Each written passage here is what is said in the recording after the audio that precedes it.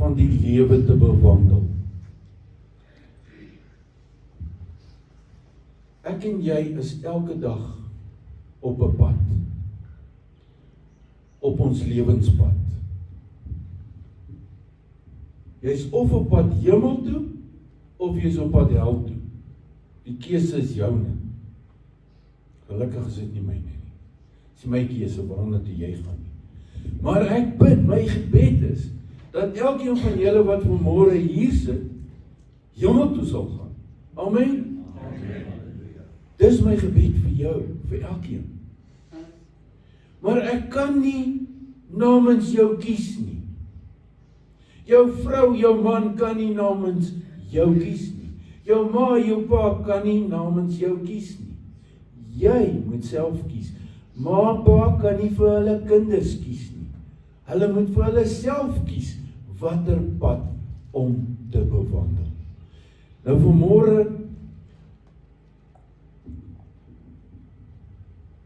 is 'n goeie dag om te hoor hoe kan ons daai pad bewandel. Jou bekering is definitief 'n keerpunt in jou lewe.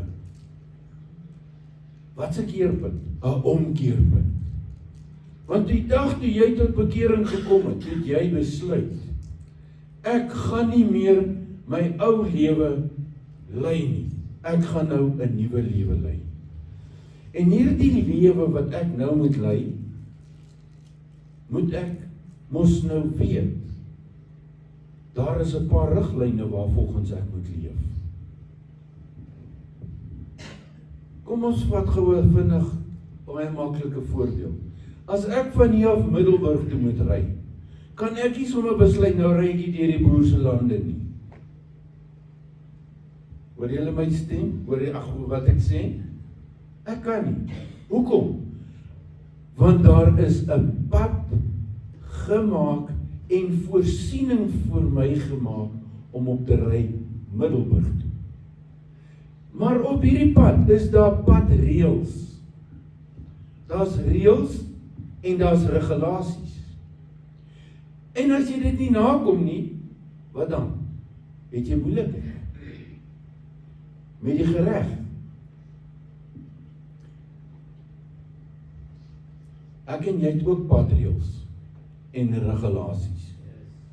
En as ons nie volgens hierdie padreëls en hierdie regulasies lewe nie, het ons moeilikheid. Groot moeilikheid.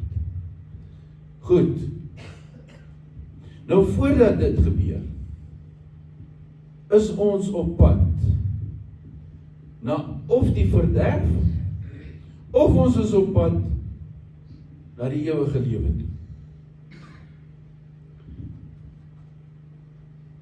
Watter een kies jy vanmôre?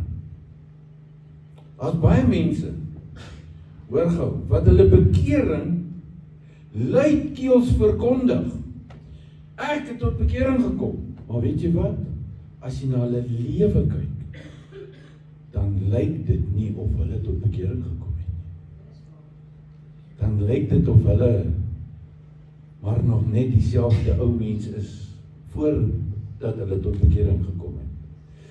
Nou ek wil hê ons moet vanmôre kyk in die Bybel. As jy jou Bybel by jou het, blaai na Psalm 1 vers 1 tot 6.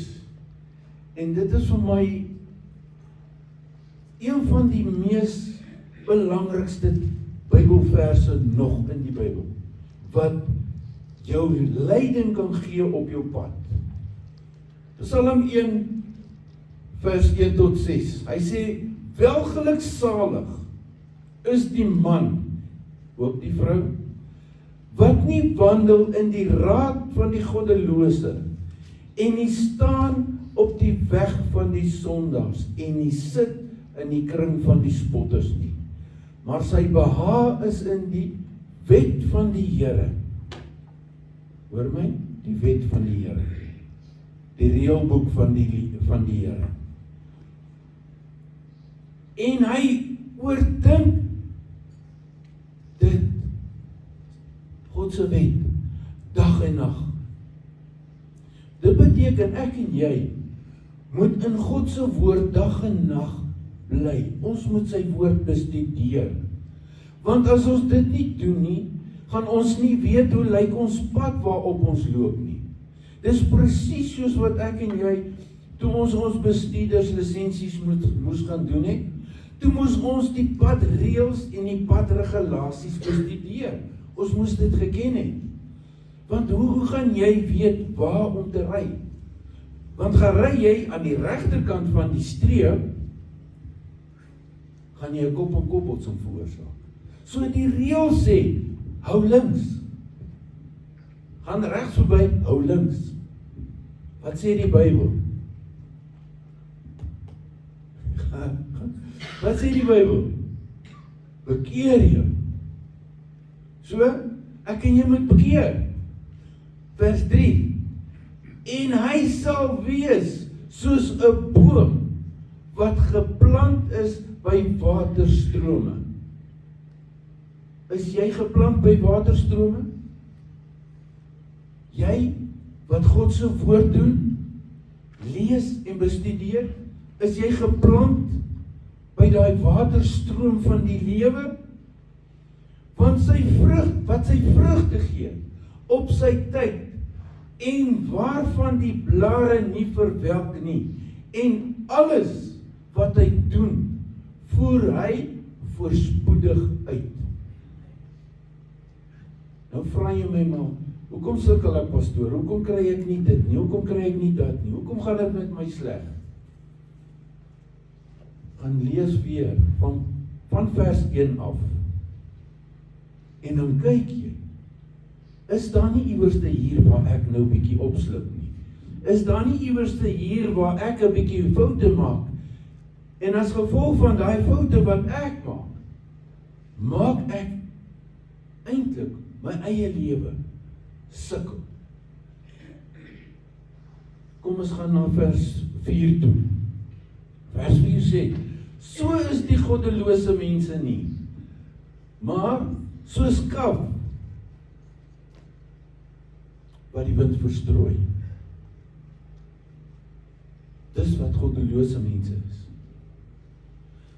Daarom sal die goddelose nie bestaan in die oordeel en die sondaars in die vergadering van die regverdiges nie.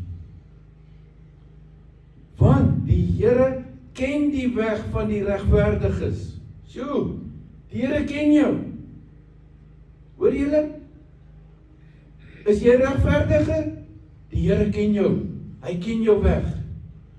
Maar die weg van die goddelose sal vergaan. So ek en jy moet mooi dink. Nou hier is 2 paaie waartussen ek en u moet kies. God se pad van gehoorsaamheid of die pad van opstand en vernietiging. Wat een kies jy? Wanneer jy die pad kies wat jy gaan loop, hoor nou mooi, wat gebeur? Dan kies jy ook jou ewige bestemming. Sjoe, pastoor, waarom praat jy? Anderswoorde, as ek tot bekering kom, dan kies ek, Here, ek wil hemel toe gaan. Maar as ek dit nie doen nie, en ek kies die ander pad, dan kies ek die pad van die ewige verderf, hel. Jy kies. Psalm 1 verduidelik 2 groepe mense, 2 tipes mense, waarvan reg deur die psalms jy hulle sal kry.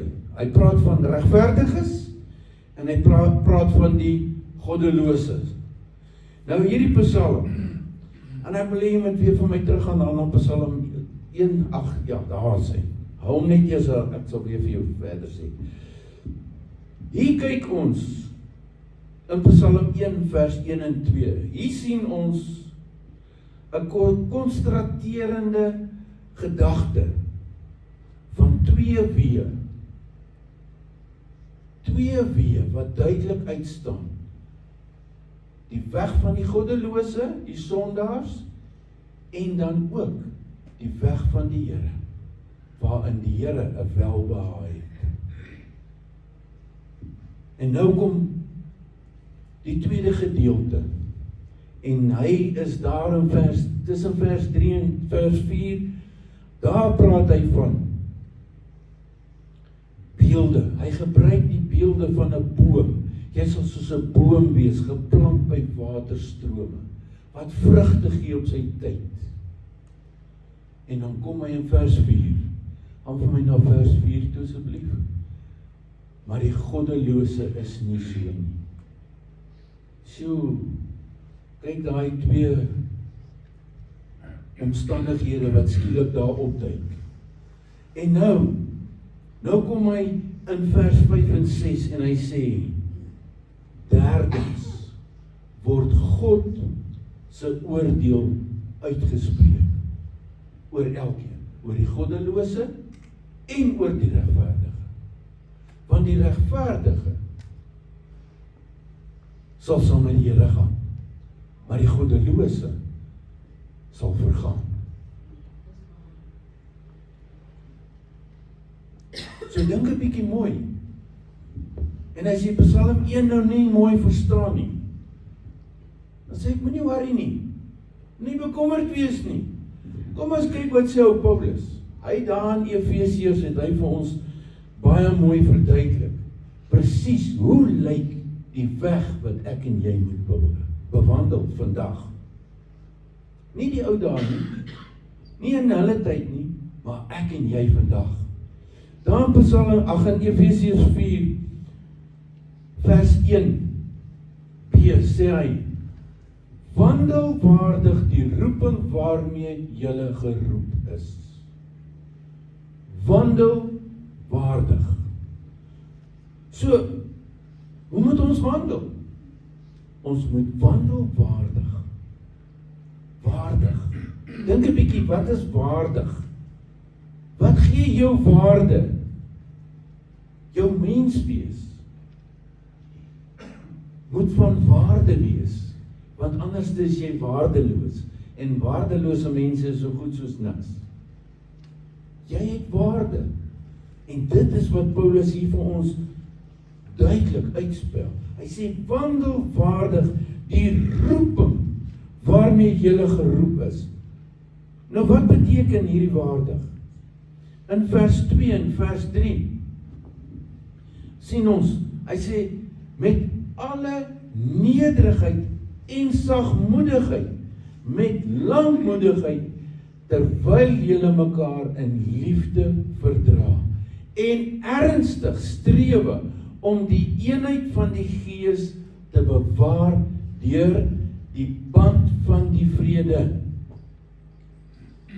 Ek en jy moet nederig word. Ons moet ophou om hoogmoedig te wees, grootpraterig te wees. Ons moet sagmoedigheid hê. Hoekom? Sagmoedigheid is nie om te sê ek is 'n swakkeling nie. Nee. Moses was 'n baie saggeaarde mens. En tog, wat het hy gedoen? Hy die Israeliete gaan uitlei uit Kanaan uit. Uit Egipte uit Kanaan toe, skus. Maar, weet jy wat? Jesus was ook sagmoedig. En hy was nie net sagmoedig nie, maar hy was ook nederig. En ek en jy, wat moet ek en jy doen? Ons moet sagmoedigheid hê. Ons moet nederig wees. Want die pad wat ek en jy stap, moet gestap word, sodat wanneer mense na ons toe kyk, dan moet hulle amper, ek wil amper sê, Jesus in jou sien. Want as hulle Jesus in jou kan sien, dan sien hulle mos nederigheid, sagmoedigheid, en nou kom die res. Daar's twee voorbeelde wat in die Bybel Uiteindelik baie, maar ek het 2 definitiewe voorbeelde gebruik. En dit is in Jesaja 29 vers 19. Hy sê, en ek wil hê julle moet dit mooi luister. Hy sê, en die ootmoediges sal vreugde op vreugde smaak. Ootmoediges. Dis so goed so sagmoedigheid. Jy gaan dit smaak in die Here. En die behoeftiges onder die mense sal juig in die Heilige van Israel. Kom ons kyk wat sê Matteus 5 vers 5. Daar het Jesus op die berg gaan staan en hy het gepreek en hy het vir hulle gesê, salig is die sagmoediges, want hulle sal die aarde beerwe. Dis tyd dat ek en jy die woord van die Here moet hoor wanneer hy met ons praat. Ek en jy moet sagmoedig word en nie meer hy en nou preek ek vir myself vanmôre. Ja, sagmoedigheid is nie 'n lekker ding om te hê nie, maar die Here leer jou, hy vat jou daardeur. Hy sit jou deur toetse. En as jy die toets druip, dan skryf jy net môre weer 'n toets. En jy gaan hom skryf tot jy hom deurgekom het. Dit kan ek getuig. Ek was 'n ongeduldige mens. Ek het nie geduld gehad nie. Niks. En ek het daai toets geskryf, totdat ek uiteindelik gesê het, Here, ek kan nie meer nie. Help my. En toe ek dit sê, en die Here my help, toe kry ek geduld. Baie geduld. En glo my, my vrou weet, ek het baie geduld. Maar nou, as jy net vir my kan teruggaan na daai vorige 2 verse toe. Nog een? Daar is hy. Nou bly daar nog oor, lankmoedigheid. Wat is lankmoedigheid? Lankmoedigheid word nie maklik kwaad nie. Selfs nie vir jou teeparty nie. En dan, verdraagsaamheid. Kan ek en jy mekaar verdra? Verdra ons mekaar in wat ook al gebeur? Leer om te dra en te verdra. En dan kom hy daar en dan sê hy, met en ernstige strewe na die eenheid. Wat se eenheid? Om die eenheid te bewaar tussen mekaar. Ons moet die eenheid tussen mekaar bewaar. En dan bekleë julle met geregtigheid en met heiligheid. En daar wil ek hê jy moet vir my gaan na Efesiërs 2 vers 24. 22 en 24 gaan nog, ja, sê. 4, Efesiërs 4 vers 22 en 24. Hy sê, en dat julle wat die vorige lewenswandel betref, dit is die wandel wat ek en jy gewandel het. Hy sê, die ou mens moet aflê, wat deur die begeerlikhede van die verleiding te gronde gaan. Hoor julle? Die ou mens gaan ten gronde van sy begeerlikhede. Maar nou kom hy sê, en dat julle vernuwe moet word in die gees van julle gemoed. Word nuut in die gees van jou gemoed. En julle met die nuwe mens moet bekleë, wat na God geskape is. Jy's nie 'n bobbejaan nie. Die Here het nie bobbejaan gemaak uit jou as mens nie. Nee, moenie laat die slim mense vir jou sê, jy kom van die Bobbejaan af nie. Dit bestaan nie. Hoor dan, jy is geskape na God se beeld. Elke mens, maak nie saak, taal, kultuur, wie jy ook al is nie. Jy is 'n mens na God se beeld geskape. En daarom is jy in geregtigheid en heiligheid geskape. Jy moet die geregtigheid en heiligheid van God aantrek. Joune maak. As jy dit nie joune maak nie, kan jy hierdie pad van God nie bewandel nie. Want met geregtigheid en heiligheid sal jy dit definitief maak. Nou die tweede punt. Kom daar by Efesiërs 5 vers 2. Hy sê wandel in liefde, soos Christus ons ook lief gehad het en hom vir ons oorgegee het as 'n gawe, 'n offer aan God tot 'n lieflike geur. Hoor julle, liefde het 'n geur. Reuk. Geur. Watse geur straal jy as mens uit? Stink jy? Voor mense? Ander woorde, wat kom uit jou lippe uit? Wat kom uit jou menswees uit? Is dit 'n lieflike geur?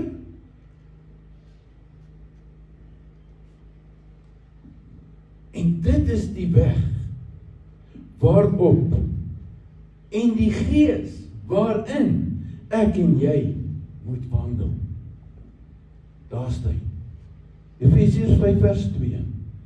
Wandel in liefde, want die liefde word nie kwaad nie. Die liefde is nie opgeblaas nie. En ek kan hulle opnoem. Nou baie mense verwar dit met selfgeregtigheid en selfregverdiging, soos wat die fariseërs van ouds gedoen het. Kyk, ons betaal ons tiende. Kyk, ons gee ons offers. En dan kom doen hulle dit, voordat almal dit sien. Kyk, ons neem deel aan alles van die kerk. Nee. Hulle is koud en krities en vinnig om die splinter in ander se oë te sien. Om in liefde te wandel beteken om soos Jesus selfopofferend teenoor ander te wees. En om hulle nie weg te dryf nie en weg te stoot nie, maar om mense eerder na jou toe aan te trek. Want dis wat Jesus gedoen het. Hy het mense na hom toe gelaat kom. Hy het gesê dan, laat die kindertjies na my toe kom en verhinder hulle nie, want aan sulkes behoort die koninkryk van God. Hoor mooi. Behoort jy in die koninkryk van God? Moenie mense wegstoot nie. Trek mense nader na jou toe.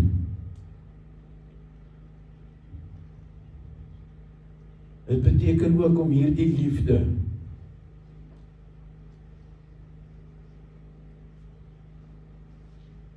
joune te maak. En as dit joune is, moet jy dit bewaar. Want hoekom?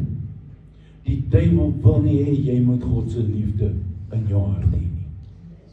Hy wil nie, hy gaan vir jou al jou dae gee, sodat jy van God se liefde moet ontslaa raak. As julle gaan 1 Korintiërs 13 lees, nou ek het hom nou nie neergeskryf nie, want dit is 'n groot hoofstuk. Gaan lees hom by die huis, 1 Korintiërs 13. Dit is die maatstaf vir my en vir jou, hoe om die liefde regtig 100% aandaag. Maar nou kom die derde punt. En die derde punt sê, wandel in die lig. Wat 'n lig? Efesiërs 5 vers 8 en 9. Want vroeër was julle duisternis, maar nou is julle lig in die Here. Die oomblik wanneer jy tot bekering kom en jy begin die Here dien, dan straal daar lig uit jou lewe uit. Hoor maar by mense. Jesus, wat is in jou wat anderste is? Wat sien hulle in jou? Die lig wat uit jou uit gaan straal. Wandel soos kinders van die lig. Moenie wandel soos kinders van die duisternis nie. Wandel soos kinders van die lig. Want die vrug van die Gees bestaan in alle goedheid en geregtigheid en waarheid. Want die waarheid sal jou help. Die geregtigheid gaan jou help. En die goedheid gaan altyd met jou wees. As jy lig is vir die duisternis. Amen. Afguns, bitterheid, kwaadwilligheid en haat is alles emosionele dinge van die duisternis. En wat die duisternis aanbring, dit roep die duisternis na jou toe. En dit dra ook nie die vrug van die lig nie. En wat is die vrug van die lig? Goedheid, geregtigheid en waarheid. Is die vrug van die lig. So jy moet daai gaan soek. En dan kom hy, dan sê hy in vers 10, beproef wat vir die Here welbehaaglik is. En vers 11, hou nie gemeenskap met die duisternis nie. En hoeveel keer leen ons ore as kinders van die Here uit vir die mense van die duisternis? Ons wil hoor wat sê hulle. Hy, hier is ons besig om 'n grappie te vertel. Dat ek ook 'n bietjie luister. Dan sit 'n 6 grap. Maar ek luister. Die Here sê, en hou nie gemeenskap met die onvrugbare werke. Hoor dan, onvrugbare werke van die duisternis nie. Maar bestraf dit eerder. Stop eerder daai praatjies. Sê, luister, dit wat julle praat is verkeerd. 'n Kind van die Here hoort nie te luister daarna nie. Hy behoort hulle stil te maak. Spreek dit aan. Jy het die mag, jy kan dit doen. En nou kom die 4de gedeelte. Wandel nougeset. Vers 5 vers 15 sê, pas op, pas dan op dat julle nougeset wandel.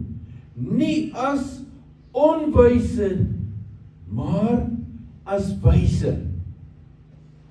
Hoor mooi wat sê die Bybel. Jy is nie 'n onwyse nie. Hy sê jy's 'n wyse. Wandel in wysheid. En koop die tyd uit, omdat die dae boos is.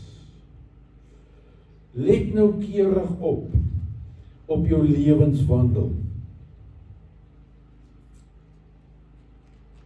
Anders gaan jy 'n toets dop. Hoor mooi, jy gaan 'n toets dop. Wat is nou gesê?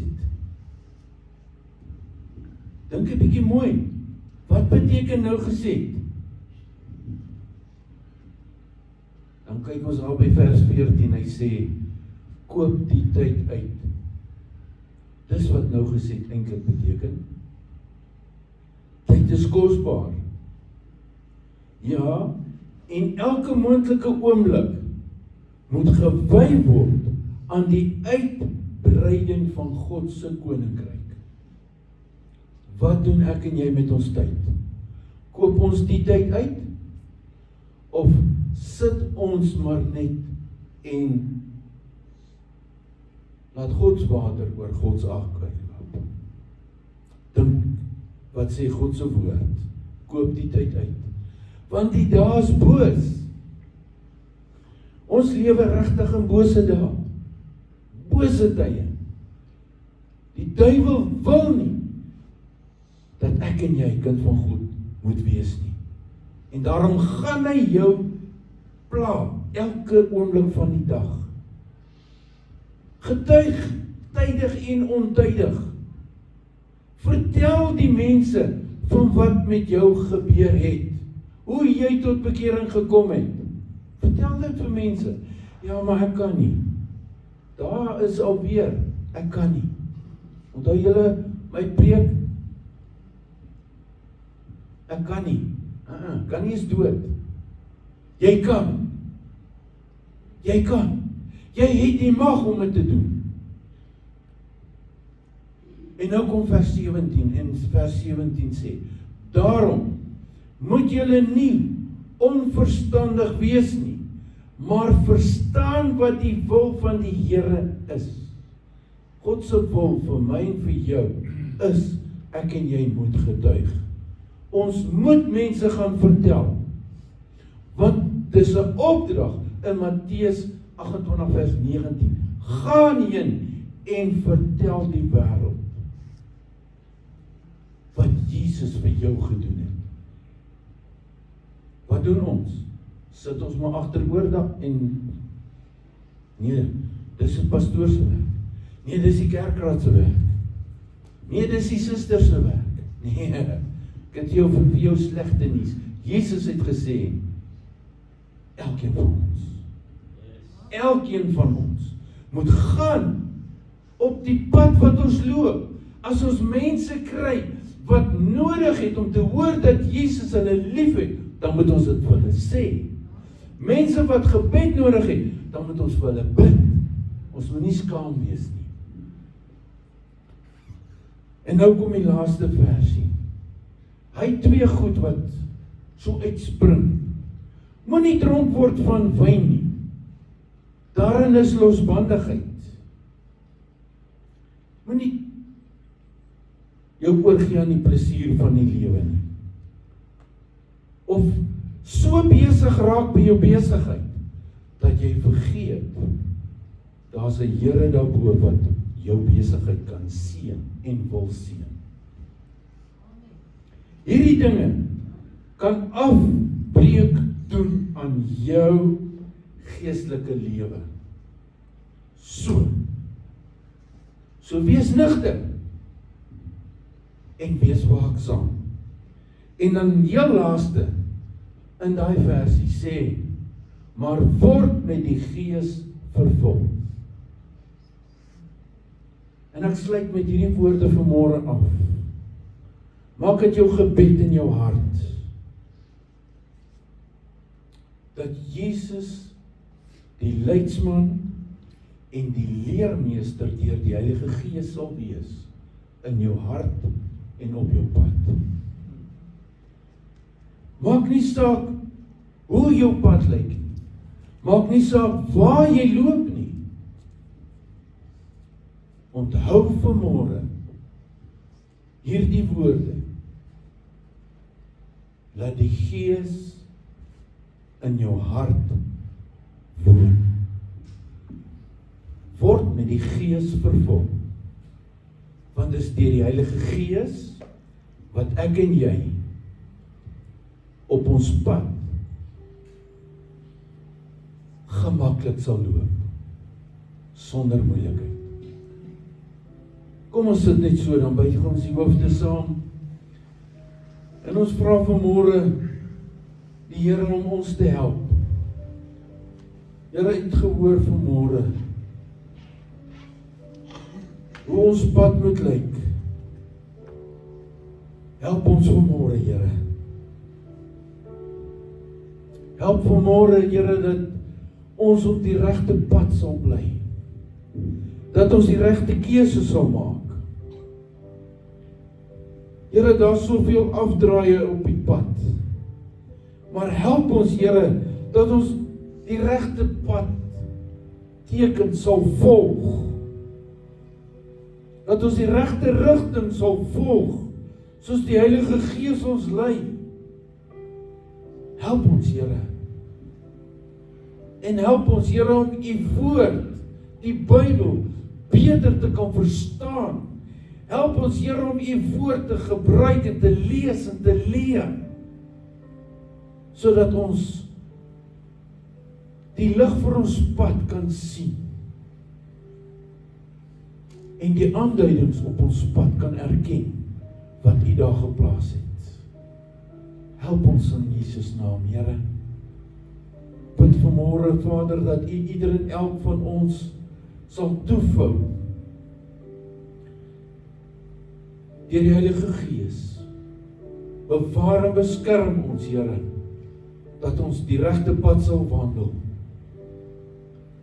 en die regte keuse sal maak. Ek bid dit vanmôre in Jesus naam. En ons dank U daarvoor, Here. Amen. Amen. Kom ons skryf vanmôre ons